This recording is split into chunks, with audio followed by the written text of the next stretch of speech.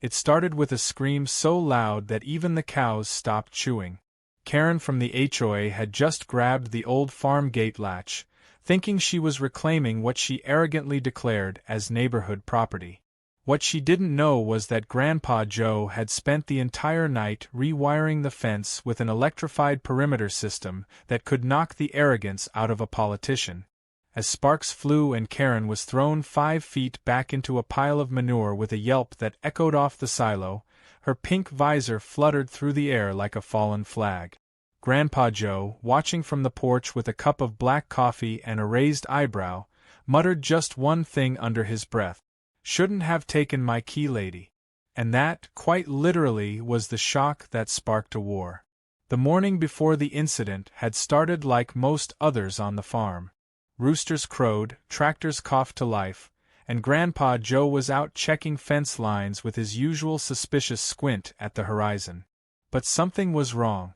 The old brass key that usually hung on a nail in the barn was gone. So was the padlock on the farm gate that kept the livestock from wandering into the neighboring HOA subdivision. At first it seemed like a mistake, maybe misplacement.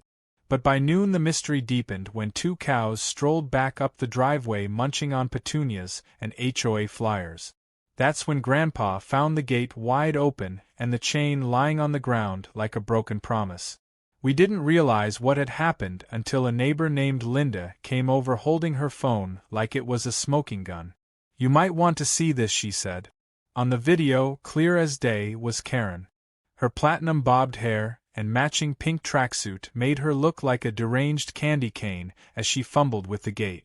She looked around like a cartoon villain, then reached into her oversized purse and pulled out a key. Our key. She turned the lock, opened the gate, then strutted through like she owned the land. In the background of the video, you could even hear her muttering something about community regulations and unauthorized fencing. That video spread faster than a wildfire in hay season. By dinner time, the whole street was talking about how Karen had declared our family's farm gate to be under HOA jurisdiction because it was visible from their neighborhood walking path. Never mind that the farm had been there for 3 generations and the HOA was built 5 years ago on a former pumpkin patch we sold because the market tanked. According to Karen, the moment our property line touched the shared access trail, we became tenants of her imaginary empire. Grandpa Joe didn't say much after watching the video. He just stood up from the dinner table, pushed his chair in slowly, and said one word. "No." Then he walked out to the barn, and we didn't see him again for hours. When we did, he was wearing his welding goggles and muttering about amperage and Karen-proofing the property. At first we thought he was joking, but he had that gleam in his eye. The same one he got when he found raccoons stealing feed and built a motion-activated sprinkler system that sent them flying. The next morning, everything looked normal. The gate was back in place, gleaming clean, with a new lock. But hidden beneath the ordinary look was something else entirely. Grandpa had rewired the gate latch to an old electric fence battery system, installed pressure sensors, and even put up a sign that simply read "Not your gate. Not your business." Karen showed up around 9 a.m. with 2 of her HOA lackeys. One of them was wearing a clipboard like it was a badge. Karen marched straight up to the gate, waving a paper and yelling about non-compliance and barrier violations. We watched from the porch, no one saying a word. She grabbed the latch with that same righteous fury she always brought to potluck meetings. And then came the zap. It wasn't lethal, just strong enough to throw her back with a pop and a dramatic scream that could curdle milk. She landed flat on her back in a patch of cow manure that one of our dairy girls had generously left behind. Her sunglasses flew one way, her clipboard assistant ran the other, and the third person stood frozen with their phone recording the chaos. Karen sat up dazed, steam literally rising from her elbow where her synthetic tracksuit had melted slightly, and she shouted something about suing us into the Stone Age. The cows mooed approvingly from the distance. The rest of the day was pandemonium. Karen tried calling the sheriff, who apparently already had her on speed dial for past complaints involving dogs barking during the national anthem and a neighbor painting his mailbox lime green. The deputy arrived, took one look at the video we played for him from our porch security cam, and chuckled. "If she trespassed and touched your equipment after you told her not to," he said, "then that's on her. You want me to file a report against her for theft too?" Karen stormed off screaming about legal action, civil liability, and something about her cousin knowing a guy who once watched a courtroom drama. Meanwhile, Grandpa Joe walked the fence with a little voltage meter, humming to himself and completely unfazed. But it wasn't over. Not even close. Karen's ego had been fried as badly as her elbow, and the moment her video hit the HOA Facebook page it exploded. Her carefully rehearsed sob story, complete with bandaged fingers and dramatic sighs, was immediately derailed by neighbors commenting things like "maybe don't steal gate keys, Susan," and "did you forget how electricity works, Karen?" What none of us expected, though, was what came next. Karen wasn't going to retreat. No, she was planning something bigger. Something sneakier. And the more Grandpa tightened security, the more desperate and foolish she became. The spark had been lit. But the storm was still coming. And if Karen thought she was going to get through that gate again without consequence, she clearly hadn't read the voltage upgrade settings Grandpa just wired in the barn. The aftermath of the electrified gate incident rippled through the neighborhood like a stone dropped in a still pond, but instead of calming down, the waves only got bigger. Karen, bruised in both body and pride, had gone silent for a full day, an unnatural state for someone who usually posted hourly HOA updates on the neighborhood app with titles like "Suspicious Cloud Shapes" and "Excessive Chirping by Sparrows." But we all knew that silence from Karen was not peace. It was planning. Grandpa Joe wasn't taking any chances. The gate had been upgraded that very evening after the incident. While most people wound down for the day, Grandpa was out there with a flashlight between his teeth, muttering calculations and adjusting settings on a repurposed voltage inverter. When I asked if it was legal, he gave me a look and said, "It's not about legality, it's about lesson delivery." That's when I knew Karen wasn't done, and neither was Grandpa. The next morning, our doorbell camera caught her creeping along the perimeter of the fence at 6 a.m., wearing a hoodie and what looked like yellow dishwashing glove. She tiptoed like a cartoon burglar, occasionally ducking behind bushes and aiming a small device at the fence post. At first we thought it was a stun gun or some kind of jammer, but when Grandpa reviewed the footage later, he snorted. "That's a voltage tester." She probably Googled "how to break into an electric fence" and watched 5 YouTube videos titled "Do Not Try This." But her next move wasn't sabotage, it was public relations warfare. By noon, the HOA's Facebook page was plastered with Karen's dramatic retelling of events. According to her, she had merely been checking on communal access gates for safety, and she had been brutally attacked by an illegally modified weaponized perimeter device. She included a photo of her singed elbow, heavily filtered and zoomed in to look like a third-degree burn when it was more like a toasted rash. The comments section was a battlefield. Half the neighborhood was furious that she tried to claim authority over a family farm.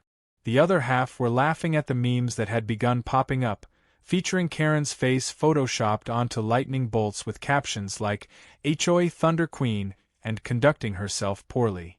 Meanwhile, the local news caught wind of the story. They reached out to Grandpa, who at first refused the interview.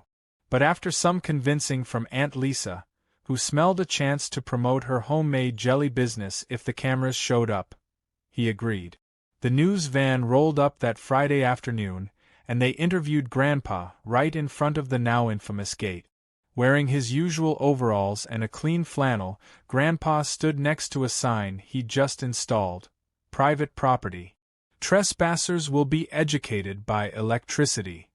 The segment aired that evening, and it didn't just include Grandpa's dry, hilarious commentary about modern solutions for old-fashioned nosiness. It also featured snippets from our security footage of Karen being zapped, edited together like a slapstick comedy scene. The station blurred her face, but anyone in the HOA instantly recognized her screams and designer sneakers. That was the night the internet dubbed Grandpa the current cowboy. He didn't care about the fame, but he did appreciate the fact that his jelly sales tripled thanks to Aunt Lisa's banner that snuck into the background of the interview. Karen, on the other hand, was furious. She returned the very next day, not with gloves this time, but with reinforcements. 2 men stood beside her, one holding a laminated ID badge that simply read Private Security, and another who introduced himself as a freelance property inspector. Karen announced that they were conducting an emergency assessment of unauthorized electric fencing adjacent to the HOA walking trail. Grandpa, leaning on his shovel near the barn, simply raised an eyebrow and said, "This isn't your land and you're not welcome on it." But Karen didn't stop.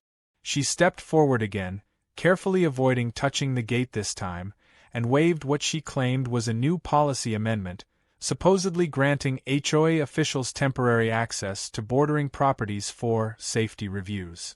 Grandpa took one glance and said, "This here's a pumpkin festival flyer from 2019, Karen." And that's when things started to spiral again. One of her hired men reached out to touch the gate and flinched back. Apparently, the battery Grandpa had installed had a proximity sensor now, and it made the metal hum just slightly when someone got too close. Karen shrieked again, accusing us of running a booby-trapped property like a doomsday cult, and threatened to call the mayor. Grandpa told her to go right ahead. Turns out, the mayor had bought jelly from us 2 weeks earlier and had personally complimented the strawberry habanero bat. Karen's next step was filing an official complaint to the county. She claimed our electric setup was a hazard to community members and demanded an inspection. But by the time the county officer showed up, armed with paperwork and a curious expression, we were ready. Grandpa gave a full tour of the wiring, which followed every agricultural safety regulation on the book. He even showed off his laminated permit from the Department of Agriculture for electric perimeter fences used in livestock control. The officer nodded, took some notes, and then leaned in to say, "Off the record, my granddad would have loved you. He once wired his garden hose to jolt raccoons." Grandpa beamed like a kid with a gold star. But Karen wasn't done yet. Her ego was so scorched she might as well have been cooked on the fence herself. The next day she tried to enter through the back pasture, avoiding the gate altogether. She ducked under some fencing and was immediately met by a goose named Gary, one of the most territorial birds to ever waddle. Gary chased her across the field, hissing like a teapot on full boil. Karen ran in circles, trying to shake him, until she finally tripped over a water trough and rolled into a mud puddle. She left without saying a word, dripping with pond scum and fear. From that point on, the HOA meetings were never the same. Residents whispered about Karen's electrifying humiliation, and more neighbors started siding with us. Some even came by to shake Grandpa's hand. Others offered to help reinforce the fence or add motion detectors. And one woman gifted him a welcome mat that read, "Touch this and you'll learn." The situation had gone beyond a petty dispute. It was now a full-scale resistance against a tyrant who thought a pink clipboard gave her power over everyone's land. But Karen still had one card left to play. Something she hadn't tried yet. A final, sneaky, underhanded move that she believed would end everything. What she didn't realize was that the family wasn't just watching anymore. We were documenting, preparing, and tightening every bolt and wire on that property. And Karen's final move would backfire in a way that even Grandpa hadn't predicted. The war wasn't over.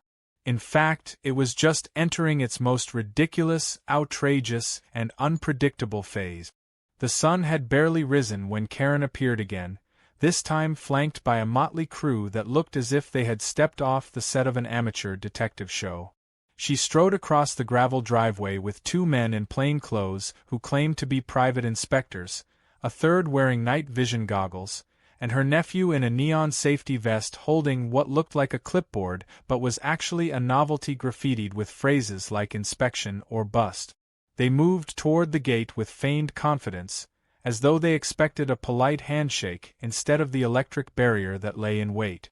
Grandpa Joe stood back by the barn, arms crossed, watching them approach with that same half-amused, half-lethal grin that always made you wonder if he was sizing you up for a friendly chat or a bear trap. The crew paused just short of the gate, their expressions showing a mix of confusion and terror as the metal hum began, signaling that the system was active and sensing each of them close enough to trigger it.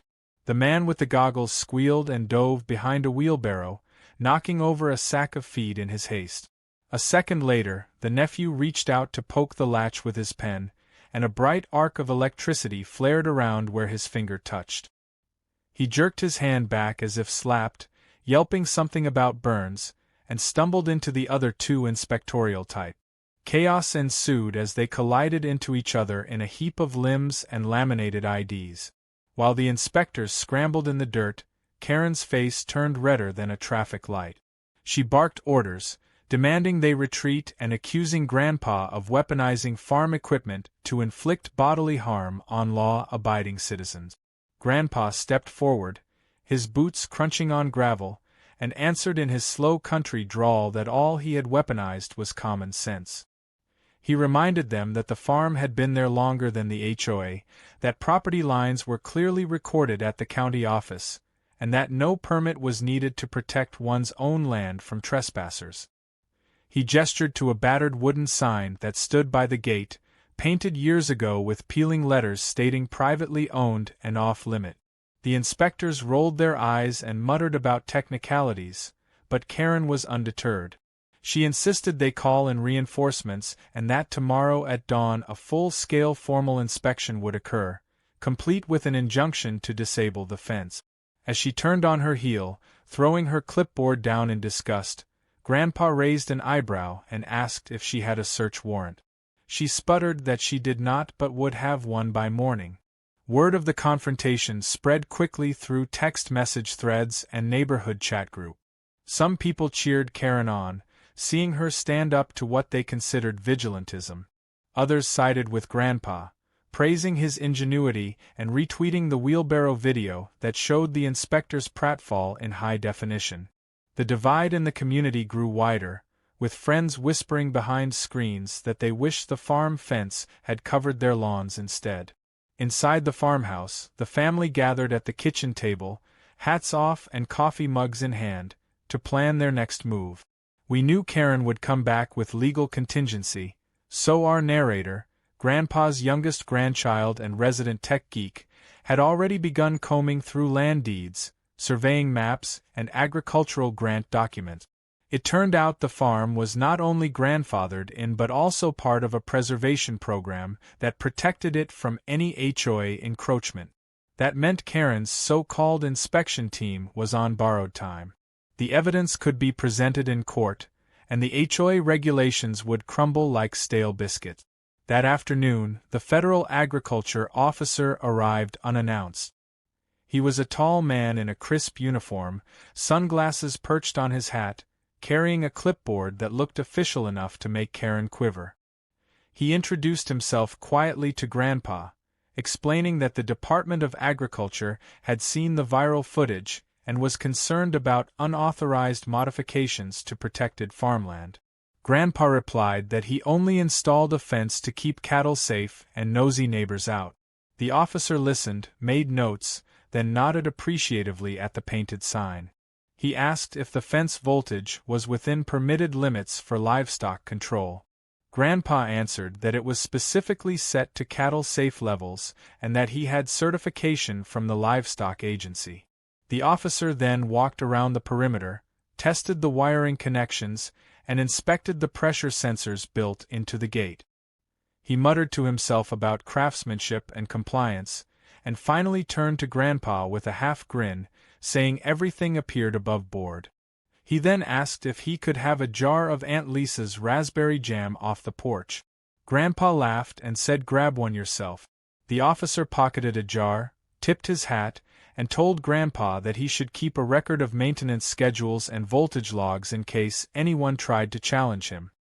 He added offhand that the HOA might want to consult federal regulations before poking around again. Word of the officer's approval spread faster than mustard on a hot dog. The next morning, Karen attempted a more subtle approach. She sneaked in through the back pasture, hoping to bypass the gate entirely. She wore muddy boots and carried wire cutters, confident she could sever the connection and render the fence harmless. Instead, she was met by Gary the goose. Gary was an angry bird of considerable girth who took his role as unofficial guard seriously. He honked a warning that could wake the entire county, flapped his wings, and chased Karen in wide zigzags across the field. She shrieked, dropping her wire cutters, and tripped over a sprinkler head, landing face first in a puddle. Gary pecked at her cap until she scooted away, soaked and humiliated. She looked up, eyes wild, and swore she would get her key back by any means necessary.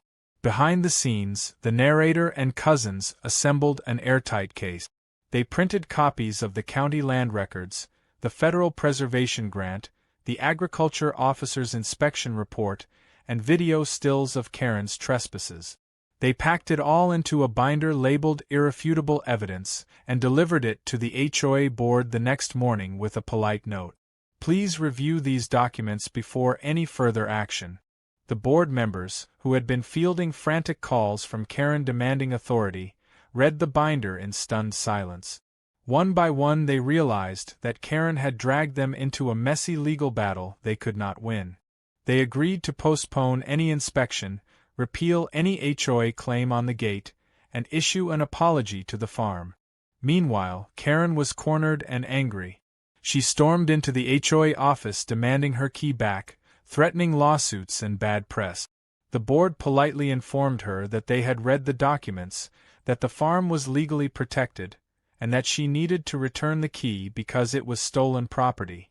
Karen bitterly handed over our key, wiped mud off her sleeves, and stalked out. The look on her face was something between rage and embarrassment, the kind of face you get when you realize you have been bested by an 80-year-old man with a welding torch and a goose for backup. Karen's defeat at the hands of Gary the goose and a folder full of legal documents should have been the end of the story, but anyone who knew Karen knew better.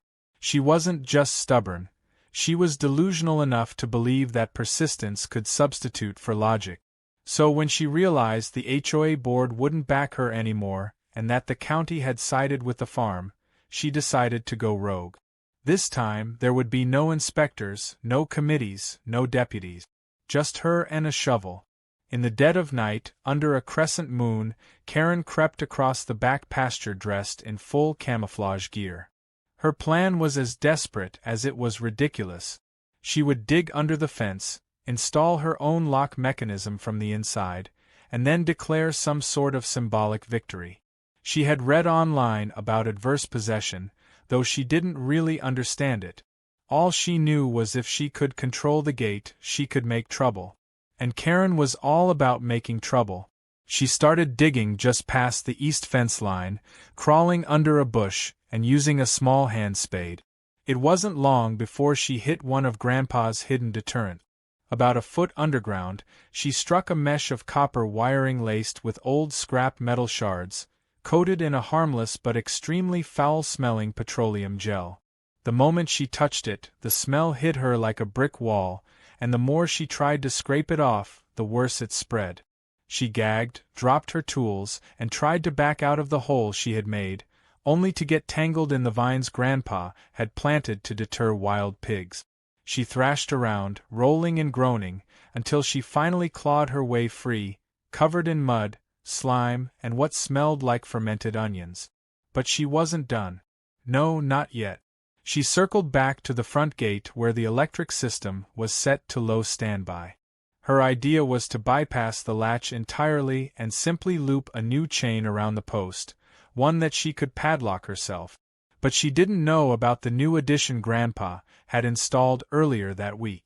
The latch now triggered a timed sprinkler system loaded with a harmless but potent blue dye used for marking livestock during veterinary check. The moment she touched the latch, she got sprayed, head to toe, in a thick stream of indigo liquid that soaked through her clothes, stained her skin, and turned her hair the color of windshield wiper fluid. She let out a shriek so loud it woke the goats, who began to bleat in alarm. Lights flicked on in the farmhouse. Grandpa, in his robe and slippers, stepped out onto the porch holding a flashlight and a mug of decaf. From his vantage point, he saw a squirming figure crawling away from the gate, trailing a line of blue footprints. He calmly walked to the barn, flipped a switch, and activated the camera system. Infrared sensors pinged the movement, and security lights blazed to life across the property, bathing the field in a stark glow. Karen froze in place, blinking under the floodlights like a raccoon caught stealing dog food. Grandpa called out without raising his voice, just loud enough to carry. "If you're going to vandalize my fence, at least wear something waterproof." Karen screamed in frustration and ran off into the darkness, leaving behind a trail of blue-stained grass and discarded gardening gloves. By morning, half the town had seen the camera footage. The video quickly made its way online, thanks to our narrator uploading it with the title "Local HOA Leader Turns Smurf After Fencing Fail." It was a hit. Within hours, Karen was trending on social media again, this time with comparison photos of her next to various blue cartoon characters. While the internet had a field day, Karen fumed in silence. She tried scrubbing the dye off at the salon, but it only made it worse, turning her skin patchy and her scalp purple. Every attempt to cover it with makeup failed miserably. Children pointed. Adults smirked. Even her husband, who had long since learned to stay out of her battles, refused to be seen with her at the grocery store. Still, she refused to surrender. A few days later, she marched into small claims court with her blue scalp mostly hidden under a wide hat and presented her case. She demanded $5,000 for trauma, skin irritation, and loss of neighborhood standing. She brought in photos, exaggerated testimonials, and even an alleged medical note from an urgent care clinic that suspiciously looked typed in Comic Sans. Grandpa Joe, meanwhile, walked into the courtroom holding a plastic folder and a jar of Lisa's now famous jam. When the judge asked him to explain himself, he calmly stated that he had done nothing more than protect his land from repeated trespass, theft, and harassment. He showed the judge the binder with land records, trespass logs, photos of damaged property, and video stills of Karen mid-break-in. He then pointed out that the dye was livestock grade and explicitly labeled non-toxic, used by veterinary offices nationwide. As a final flourish, he placed the stained glove Karen had left behind in a Ziploc bag on the judge's bench. The judge looked from the glove to Karen, whose ears had started turning a suspicious shade of lavender as the courtroom heated up. After a long pause, the judge spoke in a tone of practiced finality. "This court finds that the defendant acted within his rights as a property owner. The plaintiff's repeated and unauthorized attempts to enter said property constitute clear trespassing. Case dismissed." Karen tried to interrupt, but the judge shut it down with a gavel bang and a weary sigh. "And I suggest you stay off his property, unless you want to end up yellow next time." It was the courtroom equivalent of being hit with a shovel. Outside the courthouse, people gathered to shake Grandpa's hand. The local news had shown up again, catching the verdict and snapping a shot of Karen ducking into her car with a hoodie drawn tight and purple hands gripping the steering wheel. Grandpa declined a follow-up interview but allowed the reporter to film him placing the returned farm gate key back on its rusty nail in the barn, where it belonged. The HOA board called an emergency meeting the following week. They voted, unanimously, to revoke Karen's self-appointed title as security supervisor. They rewrote a section of the bylaws clarifying that the HOA had no authority over properties beyond its legal boundary. They even added a clause that required any future board member to attend a seminar on land right. Karen was told to take a leave of absence, which was HOA speak for, "Go away until people forget you turned blue." With the drama officially over, the family held a quiet celebration. Grandpa grilled burgers, Lisa made fresh lemonade, and Gary the goose strutted around the picnic table like he was expecting a medal. For the first time in weeks, everything felt peaceful. The cows stayed in the pasture, the fence stayed untouched, and the sky above the farm stretched clear and blue, the only thing around here that still looked good in that color. But even as everyone laughed and clinked lemonade glasses, our narrator kept one eye on the new infrared feed Grandpa had installed. Not out of paranoia, but out of tradition, because in a place like this, someone was always watching the gate, and if they ever touched it again, they'd walk away with more than just regrets. They'd walk away dyed, zapped, and very, very sorry. The days that followed Karen's courtroom defeat were eerily quiet. Too quiet, as Grandpa put it while sipping his coffee on the porch and watching the breeze ripple through the pasture grass. The fence stood tall, humming with a low current, the blue dye sprayers fully loaded, the cameras ticking away silently above the gate. Most of the neighborhood had moved on. Some even stopped by to buy fresh eggs or jam and chuckle over the saga that had turned our family farm into local legend. Kids pointed at the gate when passing by, whispering to their parents about the blue lady who tried to fight an electric fence and lost. Grandpa took it all in stride, mostly content with the knowledge that for the first time in weeks, there were no fresh footprints in the dirt. But deep down, we all knew something else was coming. Karen was many things: dramatic, arrogant, controlling, but she was not the type to vanish quietly, not when her pride was still burning hotter than any voltage Grandpa could run through a wire. Sure enough, just as the farm was settling back into normalcy, an envelope arrived. It was addressed not to Grandpa, but to our narrator, the youngest in the family, who had become the unofficial documentarian of the whole feud. Inside was a cease and desist letter printed on thick, glossy paper with a gold-embossed header from a private law office. Karen had apparently found herself a lawyer, or at least someone willing to pretend to be one, and was accusing the family of slander, defamation, emotional distress, and malicious geese. The letter demanded the removal of all social media posts, public apologies, and compensation for reputational damages. Grandpa read the letter aloud, paused, then asked if we should frame it or use it to patch the chicken coop's drafty corner. That night, instead of panic, laughter filled the farmhouse. Lisa suggested writing a thank you note to the lawyer for providing the best comedy in months. Uncle Ray wanted to send back a fruit basket with a gift card for earplugs. But while the family joked, our narrator took a more strategic approach. Digging through the records again, he found not only the video logs, but a treasure trove of texts and emails from HOA members who had messaged us privately. Many had expressed support and admitted Karen had acted without consent. Some even attached screenshots of internal group chats where Karen bragged about her so-called authority and threatened anyone who disagreed. With that in hand, the narrator compiled a document titled Preemptive Defense and stored it alongside the binder already thick with proof. Days passed, and the legal threat fizzled. The so-called lawyer never followed up, and eventually someone in the HOA revealed the whole thing was written by Karen's nephew, the same one who once tried to conduct an inspection with a toy badge. The document had no legal standing whatsoever.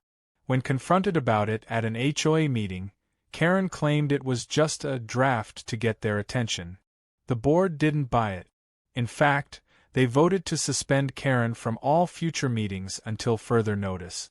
With her powers stripped and her schemes dismantled, Karen retreated into her house, drawing blinds and avoiding public events.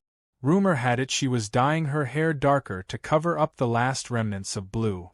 The town moved on. But the family wasn't done just yet. Grandpa decided the time had come to turn the whole ordeal into something useful. He and the narrator began designing a full-fledged perimeter awareness system, complete with motion-triggered lights, audible warnings, and a display monitor on the porch that cycled between thermal imaging, regular camera feeds, and a newly added drone view. It wasn't about paranoia, he said, but preparedness. And with every improvement, the farm became more secure. It wasn't just a home anymore. It was a statement. Local schools started asking if they could bring students by for field trips, not just for the livestock, but for the electrical engineering demonstration. Grandpa gave tours in overalls and a safety helmet, standing by the gate with a pointer stick and explaining the balance of voltage and deterrent. Even the sheriff dropped by once, not to respond to a complaint but to chuckle and ask if we'd considered giving Gary the Goose his own security badge. Eventually, the mayor himself made an appearance during a county fair event held near the property line. After shaking Grandpa's hand, he gave a short speech about the importance of rural rights, individual property, and the need for community members to respect boundaries, both literal and personal. He never mentioned Karen by name, but the pointed remarks drew plenty of nods and chuckles. Grandpa thanked him, then gifted him a jar of the new limited edition jelly-labeled Blueberry Justice. Karen, of course, didn't attend the fair. In fact, she became something of a recluse in the months that followed. Her house, once the site of weekly HOA planning meetings and gardening patrols, now sat mostly silent. Her lawn grew a little wilder. Her porch lights dimmed. Some neighbors said she was embarrassed. Others thought she was plotting a comeback. But whatever it was, she was quiet, and for Grandpa that was enough. One morning near the end of the season, as the leaves started to shift colors and the air picked up a hint of frost, Grandpa stood by the gate and looked over the field. The cows grazed peacefully. The chickens pecked in the dirt. Gary honked at a squirrel like it owed him rent. Our narrator joined him, sipping cocoa and glancing at the monitor on the porch. "So," Grandpa said, "think she's learned anything?" The narrator smiled and answered, "Maybe not what she wanted, but definitely what she needed." Grandpa nodded slowly and leaned on the post. "Well, sometimes the world needs a little shock to wake up." They stood there in silence, 2 generations of stubborn, grounded folks watching over the land they love. The fight had been absurd, dramatic, even hilarious at times. But at its core, it had been about something real.